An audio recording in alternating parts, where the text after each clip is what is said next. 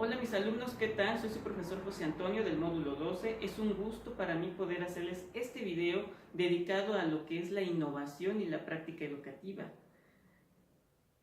Qué interesante ha sido poder leer todos sus trabajos y sobre todo ver todos sus puntos de vista acerca de lo que la imprenta generó como un impacto en la sociedad y cómo este aparato hizo que la cultura, la difusión y la información tuvieran un flujo más rápido, prácticamente como lo que estamos viviendo ahorita con el internet y otros instrumentos que lo han alimentado para que nosotros tengamos una información todavía más inmediata y más a la mano que la propia imprenta.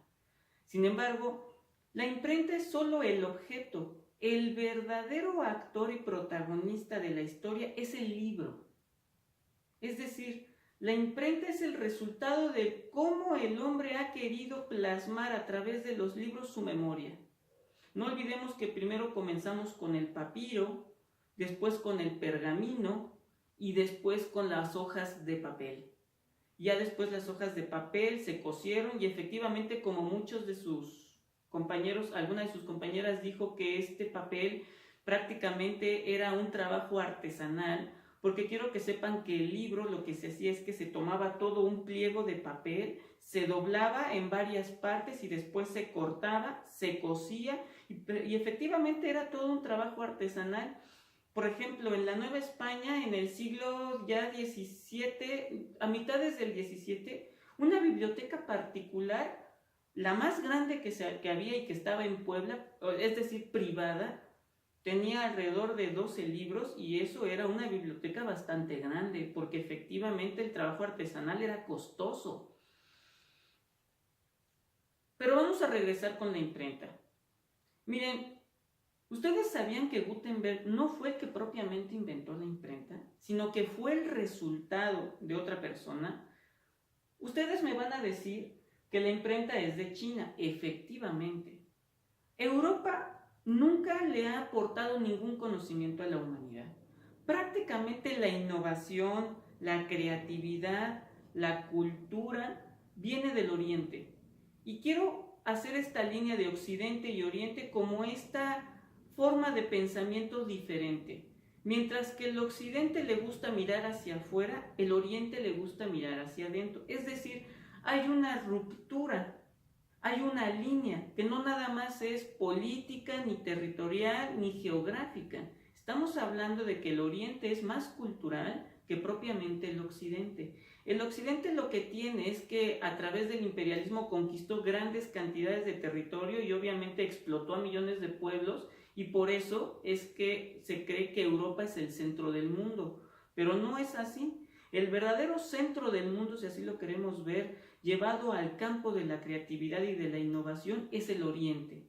Igualmente pasa eso en América. América también fue cuna de la civilización en muchos aspectos, también dio grandes aportes a la humanidad, pero obviamente a través de la conquista de Europa en América, bueno, pues se apaga mucho esa parte de la cultura para imponerse la cultura occidental que nosotros llamamos y que es propiamente la europea. Pero por ejemplo, ¿ustedes sabían que mientras Europa estaba en esta época de oscurantismo, que me refiero a la Edad Media, en el que la iglesia prácticamente se encargó de quemar libros, de llevar a la hoguera científicos, de torturar a mujeres que se atrevían a ser parte de este saber del conocimiento, y que propiamente la iglesia se encargó de llevar el oscurantismo a esta sociedad? Y mientras que esto ocurría, vamos a ver que Europa es una sociedad muy sucia. Vamos a ver que prácticamente había muchísimas enfermedades por falta de aseo. Europa, por ejemplo, que a los romanos les gustaba tanto las aguas termales y los baños y sobre todo el aseo, no tenían otro instrumento más que un aparato que era para tallarse la piel con aceites y así quitarse toda la mugre de la piel. Eso pasaba en Europa. Sin embargo, cuando nosotros pasamos la península de los Balcanes y terminamos con lo que es Turquía, vamos a encontrar una civilización y un mundo completamente diferente. Vamos a ver que, por ejemplo, China es una dinastía tan milenaria que, por ejemplo, a los chinos nadie les ha podido al día de hoy enseñarles nada, ni hacer que ellos se impresionen de algún descubrimiento.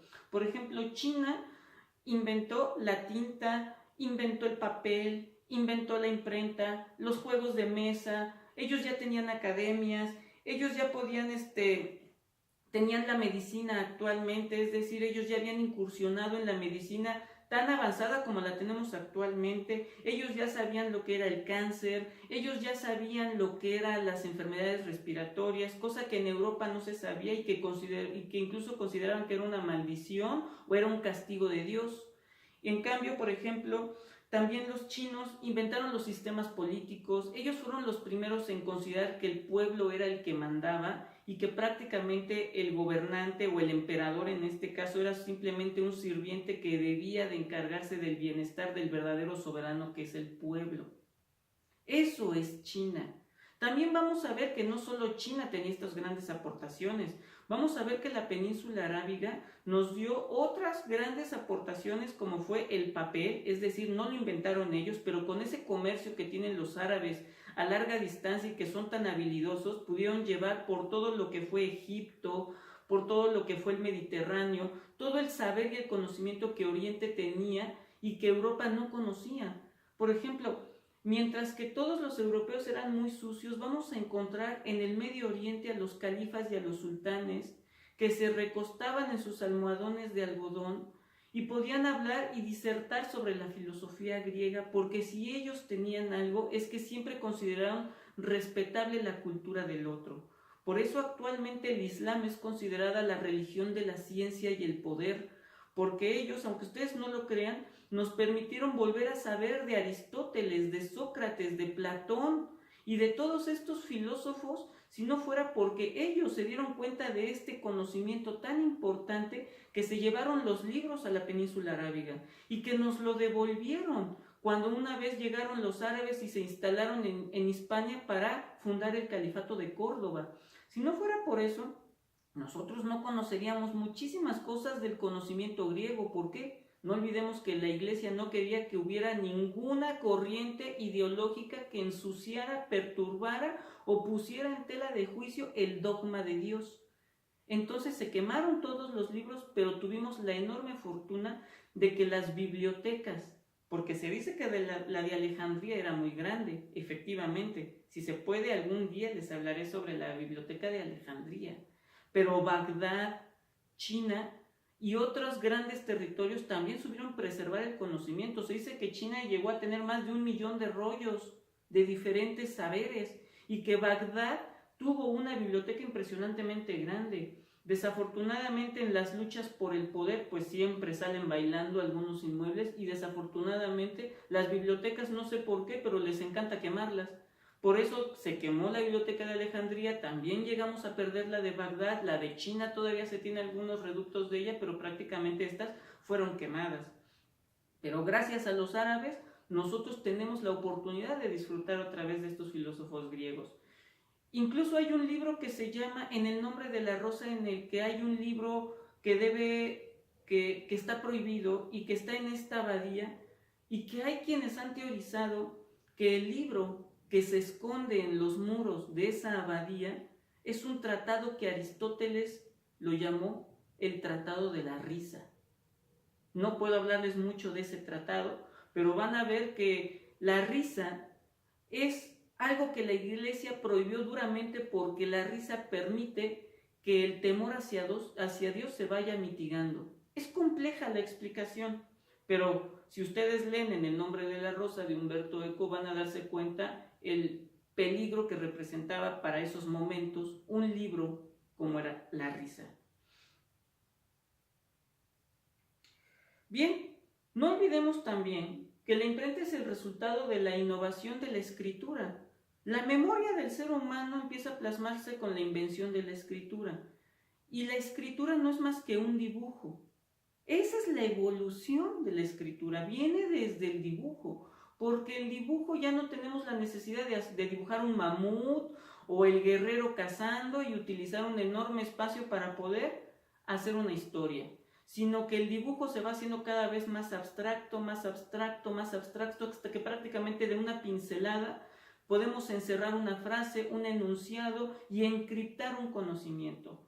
Por eso la escritura es tan importante, porque encripta el conocimiento y en pocos signos podemos tener toda una historia, todo un tratado, todo un planteamiento y toda una posición ideológica.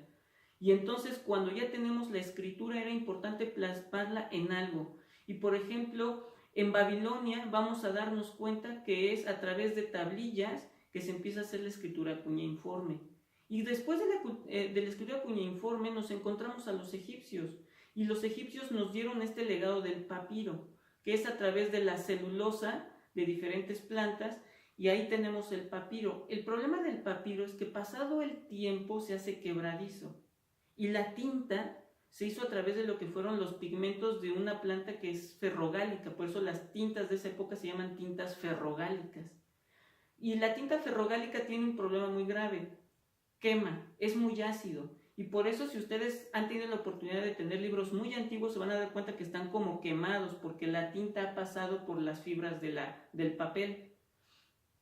Tenemos entonces lo que es el papiro. El papiro era muy complicado y en los libros, antes ustedes lo sabían que eran esos rollos que se extendían y que después se reducían.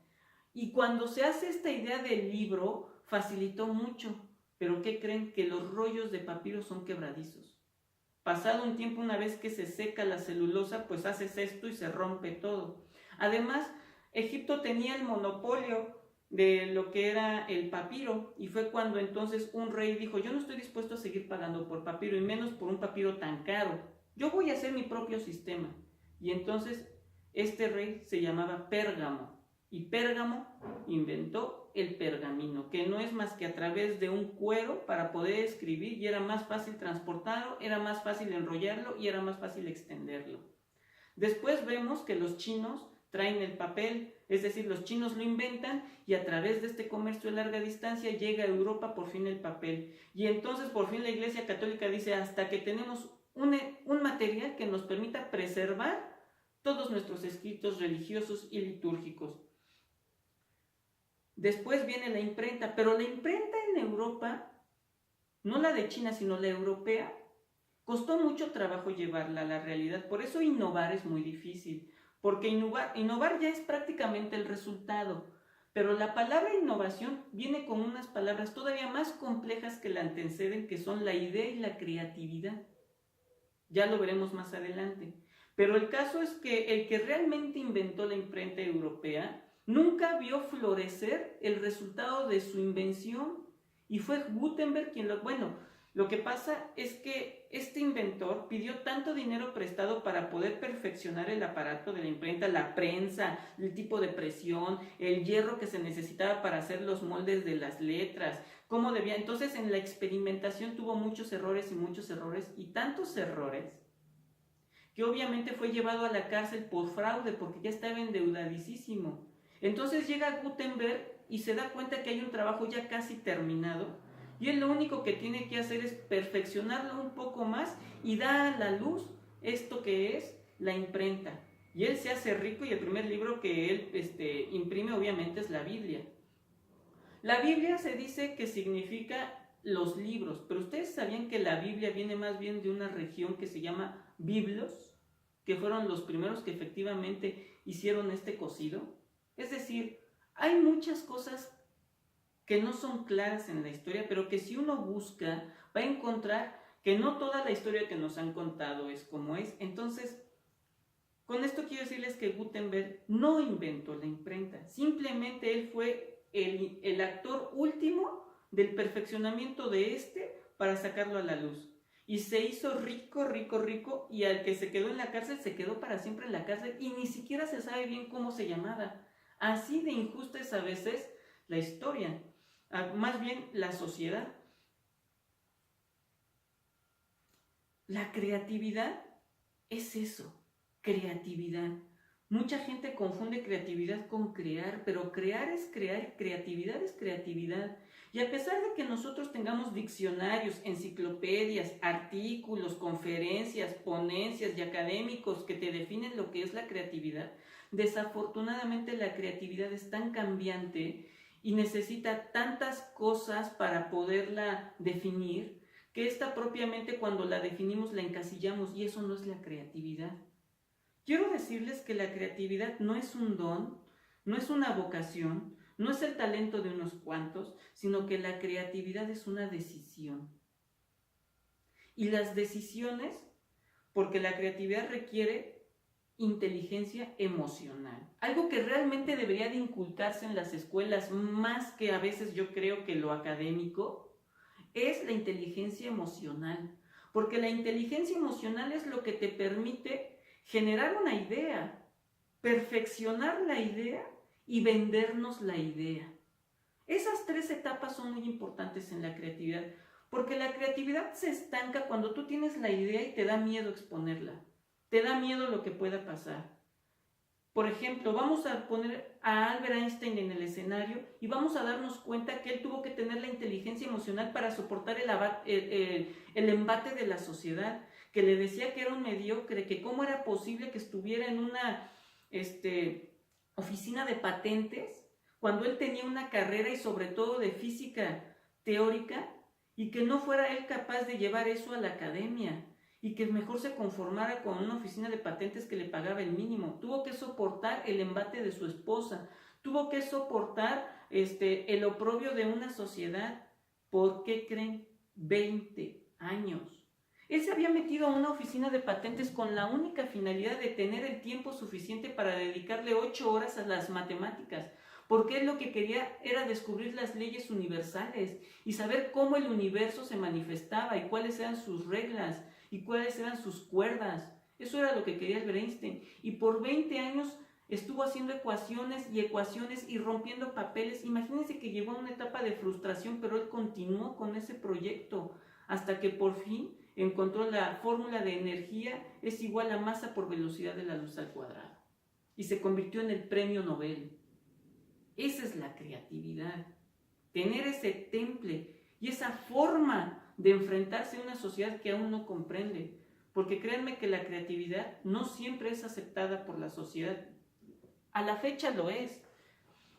Vamos a darnos cuenta, por ejemplo, hablemos ahora del campo de la biología y de la microbiología. ¿Ustedes sabían que la vacuna no siempre fue aceptada en la sociedad?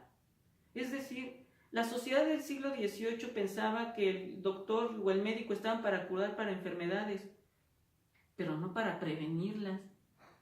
Y prevenirlas era hacer toda una serie de campañas sociales para que la gente se diera cuenta de la importancia de esto.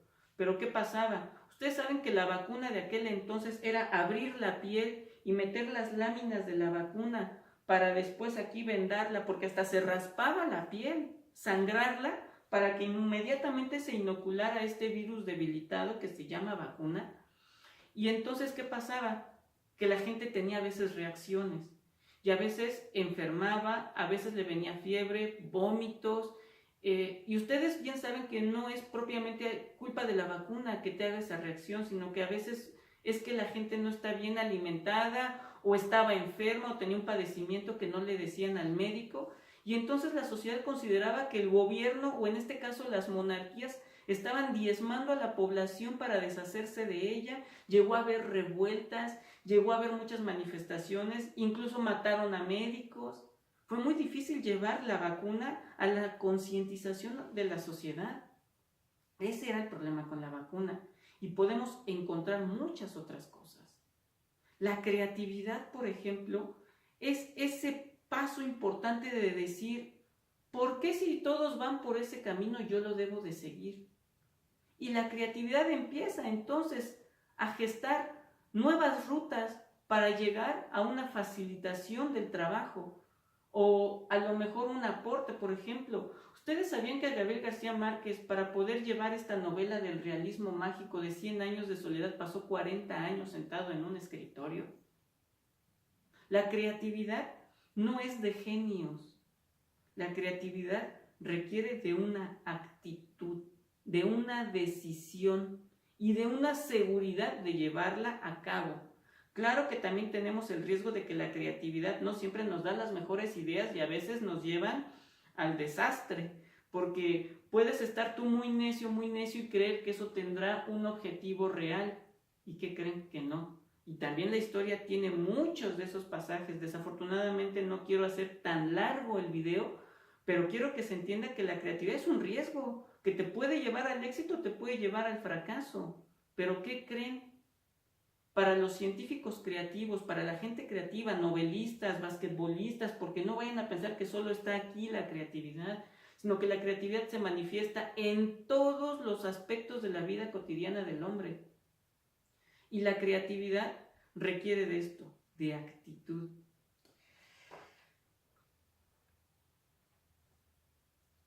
Olvidé decirles, porque aquí traigo mis notas, lo que pasa es que luego me brinco cosas, que el Islam inventó algo que Europa no tenía y se llamaba el jabón. Por el Islam es que nosotros podemos bañarnos con jabón y jabones perfumados. Por ejemplo, ¿por qué digo que la creatividad debe venderse? Salvador Dalí, aún recuerdo cuando él llegó a esta, vamos a decirlo, esta cumbre o reunión que tuvieron varios importantes pintores de aquella época, entre ellos estaba José Luis Cuevas, y llega Salvador Dalí, y ya saben que era re loco, y caminando llegaba, y se les quedaba viendo y les decía, me dijeron que les explicara brevemente lo que es el surrealismo. El surrealismo soy yo.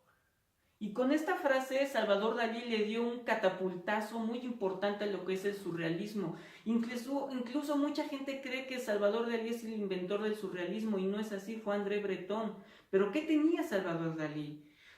Prácticamente nos vendió la idea de que lo suyo era un arte. Y que no solo era un arte, sino una corriente de pensamiento y una nueva forma de expresión de lo artístico. Es decir, prácticamente Salvador Dalí hizo que las ventas del surrealismo y que se incrementaran las películas surrealistas y que los escritores surrealistas tuvieran este boom o esta explosión y mucha gente empezó a comprarle las obras. ¿Por qué? Porque nos lo vendió. Eso también tiene la creatividad, nos tiene que vender la idea. Por eso vamos a ver a un Albert Einstein en diferentes conferencias convenciendo a la gente de que a todo objeto tú le puedes sustraer energía igual a masa por velocidad de la luz al cuadrado, y nos explicó que el mundo era relativo. Y también vamos a ver que Albert Einstein rompe con algo que nosotros llamamos los paradigmas sociales. Un paradigma es un acuerdo social en el que prácticamente toda la sociedad coincide en que da resultado. Por ejemplo, nosotros vamos a ver una ley de Newton que es que si tú le pegas a un objeto, este se moverá de forma rectilínea, uniforme, hasta que se encuentra algo que la obstaculice, que lo detenga. Albert Einstein en algún momento escribió una carta y dijo, perdóname. Y le estaba pidiendo perdón a su maestro Isaac Newton. Porque Albert Einstein dijo, en el momento en que tú vas a patear una pelota, una piedra o algo, hay algo que yo llamo incertidumbre. Hay un momento en el que tú no sabes qué va a pasar. Y entonces se rompe el paradigma de Isaac Newton para ahora establecer el paradigma de la relatividad de Albert Einstein. Entonces, la creatividad nos obliga a romper con los esquemas, a romper con los paradigmas, a romper con el orden establecido, y eso no siempre es muy bien aceptado. Louis Pasteur utilizaba su creatividad con el único fin de llamar la atención a la gente. Le gustaba que la gente lo mirara con respeto. Tenía un ego grandote y era verdaderamente arrogante porque le gustaba sentirse admirado y le gustaba sentirse superdotado. Obviamente, como ustedes lo saben, él diseñó la vacuna contra la rabia. Él estuvo curando las enfermedades de algunos gusanos de seda porque los gusanitos se llenaban como de bolitas, era una enfermedad que tenía, y él a través del microscopio empezó a ver de qué se trataba y empezó a crear algunos paliativos y empezó a generar fortuna por él mismo gracias a que pues no había que matar a todas las vacas. Obviamente los gobiernos se ahorraban mucho dinero con la vacuna porque no tenían que estar ahí curando a la gente. Es decir, Luis Pasteur se hizo un hombre muy reconocido, pero porque lo que le gustaba era la arrogancia. Entonces le dieron un laboratorio, le dieron conejos para que experimentara con ellos, tenía personal, tenía un sueldo. Es decir, él podía dedicarse de tiempo completo a la investigación. Pero en ese momento, en esa misma época, tuvo un contrincante feroz y se llamó Roberto Koch. Roberto Koch era alemán, pero era una persona como ustedes y como yo, un ciudadano de a pie que tenía que salir a trabajar, era una persona común y corriente, no tenía grandes alcances, pero ¿qué creen? Tenía ambición. Y él lo que quería, porque también se maravillaba de lo que era la ciencia, le gustaba el conocimiento por el conocimiento mismo. Y él mismo dijo, yo también quiero hacer mis aportes, yo también puedo, si él puede, yo también. Pidió ayuda, pidió financiamiento, nadie le hizo caso, nadie creía en él. Y dijo, bueno, eso no me va a impedir que yo logre mis objetivos. ¿Qué es lo que tengo que hacer? Pues en primer lugar, pues no tengo laboratorio, pero mi laboratorio va a ser mi cocina, mi probeta, mi destilador, mis tubos de ensayo van a ser mis cacharros, mi sartén, mi olla, mis vasos, y con eso voy a hacer el caldo de pollo para cultivar ahí las bacterias que yo necesito para después inocularla. No tengo conejos, voy a ir a la granja, y empezó a hacerse de ratones, y los ratones los tenía en una jaula. No tengo jeringas, pero sí con un palillo de dientes yo puedo agarrar las bacterias y en la colita del ratón hacer un pequeño corte para inocular ahí el virus y empezar a estudiar las enfermedades. Ese fue Roberto Koch. Y llegó un momento en que se dedicó tantas horas, porque les digo que se necesita inteligencia emocional porque hay que soportar algo que es nuestro peor enemigo, que somos nosotros mismos. Nosotros mismos empezamos a tener reacciones de rechazo a largas horas de trabajo y a eso se le llama tedio. Y si vencemos el tedio, un mundo se nos abra. Ya habrá oportunidad de platicar de eso también. Entonces pasaba horas, e hizo grandes descubrimientos también. Y también curó a muchísima gente. Y se convirtió en un hombre de la Real Sociedad también, de la Royal Society, que era este mundo de científicos al que pertenecieron Isaac Newton, Antonio van Leeuwenhoek,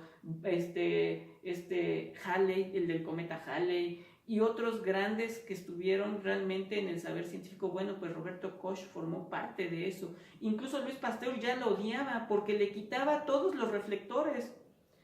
Llegó un momento, porque Roberto Koch no era presumido ni arrogante, y llegó un momento que ya estaba cansado de que la gente lo admirara tanto, y sobre todo porque para todo le pedían que resolviera. Y llegó un momento en que él en una de sus cartas decía, todo lo tengo que hacer yo. Esa es la creatividad.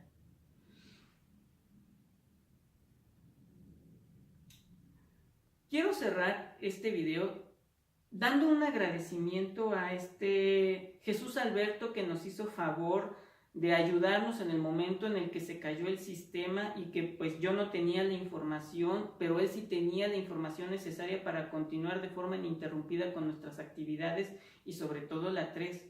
Quiero también agradecer a todos ustedes el interés que han tenido por estar al pendiente en el correo institucional de algún cambio de las cosas, y por supuesto yo procuré siempre estar ahí viendo sus correos, aclarando dudas, recibiendo actividades.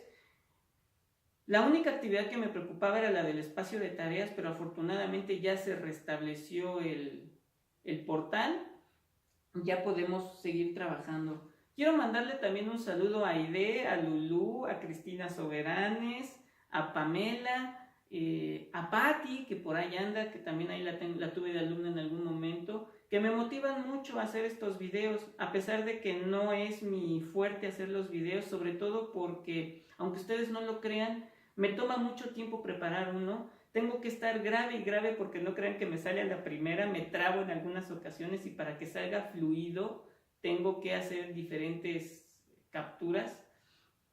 En fin.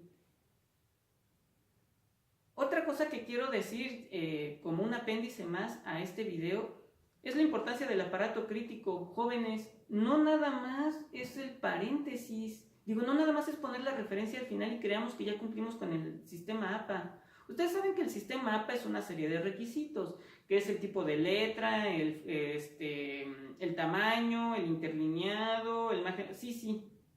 Pero lo que verdaderamente hace importante al APA es el paréntesis dentro del corpus del documento. Es el apellido, el año, los 2 puntos y las páginas. Y muchos de ustedes no lo están haciendo así. Otra cosa es que evitemos las erratas en los documentos. Yo no soy exigente, por ejemplo, en el foro académico de que se les vaya algún acento, alguna coma, alguna palabra que haya estado mal escrita, porque el foro académico más bien es como un intercambio más abierto, más cómodo para ustedes, en las que ustedes no tengan miedo de expresarse, porque si también van a estar con la tensión de que no vaya yo a escribir mal o ponga mal una coma y no esté esta subordinada y etcétera, etcétera, pues no se expresan como ustedes quieren y no atacamos lo verdaderamente importante y no cumplimos también con que el foro es como el salón de clases virtual. Pero en donde sí me pongo más complicado, en donde sí me pongo más difícil, es en los trabajos académicos, en los que ustedes ya escriben y mandan en Microsoft Word. Eso sí lo reviso, porque eso ya es una comunicación propiamente científica. Y ustedes tienen que tener todos los instrumentos que les permitan expresarse correctamente en el lenguaje académico. Entonces, eso sí les pido, utilicen el propio Microsoft Word. Ahí tiene la pestaña en la parte superior derecha de revisar. Ahí viene el apartado de ortografía y les va a botar las palabras que estén mal escritas, que hayan tenido errores de dedo. En donde ustedes sí tienen que tener más fortaleza es, por ejemplo, en dónde van las acentuaciones, porque a veces el procesador de palabras no tiene el criterio para saber en qué palabra sí lleva y cuál no lleva acento, es decir, no tiene el criterio del acento diacrítico. Y ahora voy a cerrarles con la historia, porque ustedes saben que me gusta contarles historias y es la primera vez que voy a hacer una en video, y es acerca de un escritor sumamente creativo. Fue un escritor que revolucionó prácticamente la novela policíaca. Fue un escritor que nos regaló un personaje icónico que al día de hoy es inolvidable y que hasta películas le siguen haciendo. Este escritor nos dio a Sherlock Holmes. Pero este escritor estaba en algún momento paseando en su casa y decía: tengo que acabar con esto. Grandes momentos me ha regalado Sherlock Holmes. Incluso yo mismo me he descubierto una habilidad científica que no sabía que yo tenía. Porque Sherlock Holmes era un químico, pero al mismo tiempo fue uno de los personajes de la literatura policíaca que me ha permitido y me ha ofrecido poder construir problemas complejos para que él pueda descubrirlos. Y al final, jóvenes, tenemos a un personaje que podía con los problemas. Nos regaló momentos eróticos y apasionados con mujeres bellas que llegaban a su oficina para que le resolvieran los problemas. Muchos misterios que estaban sin resolver y que él simplemente con un vaso roto podía empezar a hacer una construcción de hechos. Y teníamos a un compañero que se llamaba Watson, que era prácticamente la conciencia de Sherlock Holmes. Y Sherlock Holmes se hizo tan importante en la sociedad inglesa que no nada más hubo uno, sino que hubo miles de tomos en los que pudimos disfrutar de este personaje tan grande. Sin embargo, el escritor ya estaba cansado de él y dijo en algún momento: tengo que darle muerte. Y agarró y se sentó en su mesa, tomó la tinta, el manguillo y empezó a escribir la muerte de Sherlock Holmes. Y él mismo se lo imaginaba y decía: sí, claro, tiene que ser una muerte digna de un personaje como Sherlock Holmes. ¿Y qué más que con su mayor enemigo, el doctor Moriarty? ¿Cómo lo haremos?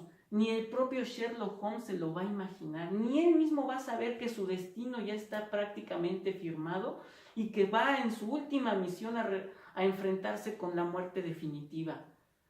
No les hago de cuento largo, mis alumnos, pero el caso es que vemos a Arthur Conan Doyle escribiendo la novela y viendo cómo Sherlock Holmes llega a un tren y se encuentra con el doctor Moriarty y empiezan a tener una lucha intrincada en los vagones hasta que van a dar al techo y de pronto resbala, cae al precipicio y se acaba la historia del ícono más importante de la literatura policíaca. En ese momento, Arthur cierra el libro, ya concluido, lo empaqueta, lo lleva al buzón y lo entrega para que éste sea enviado al editor. Regresa a su casa, abre, saca una copa y se vierte el vino. No quiso que la servidumbre le sirviera porque él se sentía como un asesino y tenía como que las manos en la sensación de sangre. Empieza a beber y dice: a la salud de Sherlock Holmes. Pasados unos días, el editor recibe este paquete y como ya sabían que era de Arthur Conan Doyle, ni siquiera lo revisaron. Inmediatamente se mandó a su publicación y empezó a ser distribuido en pasquines en diferentes puntos de la ciudad. Y como ya era acostumbrado, pues era un éxito rotundo, Sherlock Holmes, y todo el mundo empezó a comprarlo. Pasado un mes, Arthur Conan Doyle estaba sentado en su casa y llega una carta. No la quiso abrir. Después eran 2, 3, 10, 60, 200, 300. El cesto del correo ya estaba atiborrado y él sí sabía a qué se refería. Tenía esa intuición y por eso no quiso abrirlo. Pero a quien no pudo dejarle de abrirle fue a su editor, que le tocó airosamente la puerta. ¡Paz, paz, paz, paz, paz, paz! Arthur baja las escaleras y le abre. Y el editor le dice: Arthur, ¿qué hiciste? Lo mataste. Y yo no me di cuenta, debí haber revisado tu texto. Y agarra a Arthur y le dice: mira, tenía que hacerlo. ¿Sabes? Yo creo que es momento de que yo me pueda reinventar. Considero que puedo hacer otro tipo de literatura. Mira, quiero dedicarme un poco a la poesía. Tengo proyectos personales ambiciosos que también quiero materializar y Sherlock Holmes me estorbaba. Oye, sí, pero tú no puedes haberlo matado. Lo necesitamos. ¿No ves que todos lo amamos? Pues no quiero, le dijo Arthur Conan Doyle al editor. El editor, derrotado y cabizbajo, salió de la casa, cerró la puerta para nunca volver. Siguieron pasando los días y la sociedad estaba tan indignada que Arthur Conan Doyle se asomaba por la ventana y todos tenían pancartas de que era un asesino, asesino, asesino, le gritaban por todos lados. Él salía a la calle, vamos a decir al mercado, y la gente en cuanto lo veía pasar se quitaban el sombrero en señal de luto y de disgusto. Eso sí no se lo esperaba Arthur Conan Doyle. Ni siquiera se había preparado emocionalmente para una circunstancia como esa. La sociedad estaba verdaderamente indignada. Y entonces Arthur Conan Doyle ya no pudo más con la presión y dijo: está bien, va a revivir. Arthur Conan Doyle regresó a su casa. Se encerró por 3 meses. Y después de 1 año salió a la luz, ¿cómo decírselos, jóvenes? El tomo literario más sentimental y más conmovedor que la literatura policíaca nos ha podido dar. Vamos a encontrar al doctor Watson sentado en su sala, rememorando grandes momentos, grandes hazañas que tuvo con Sherlock Holmes, y prácticamente en algunas hojas nos resumió totalmente la aventura de Sherlock Holmes, en la que nos explicó cómo lo conoció y que había visto a un hombre completamente ignorante y que decía que el conocimiento solamente debía ser el necesario y no atiborrar el cerebro de cosas innecesarias. Y cómo él pudo descubrir el robo de una mujer por unos mormones. Y poco a poco empezó a evocarnos esas grandes historias que nos llevaron al filo de la navaja, y sobre todo en este libro tan importante que yo les recomiendo mucho, que se llamó Estudio en Escarlata. Watson se soltó al llanto. Su maestro se había ido. En una de esas se toca a la puerta. Abre la puerta el doctor Watson y sale Sherlock y le dice: elemental, mi querido Watson. Esta historia de la literatura nos dice que muchas veces nosotros creamos o hacemos cosas que la sociedad no está dispuesta a renunciar. Arthur Conan Doyle nos enseñó que prácticamente un personaje puede ser más importante que el propio autor. Cuando Arthur Conan Doyle murió, prácticamente mucha gente no se acordaba de él. Por supuesto que sus admiradores lo echaron de menos, pero nunca le guardaron un luto como le guardaron a Sherlock Holmes. Muchas gracias.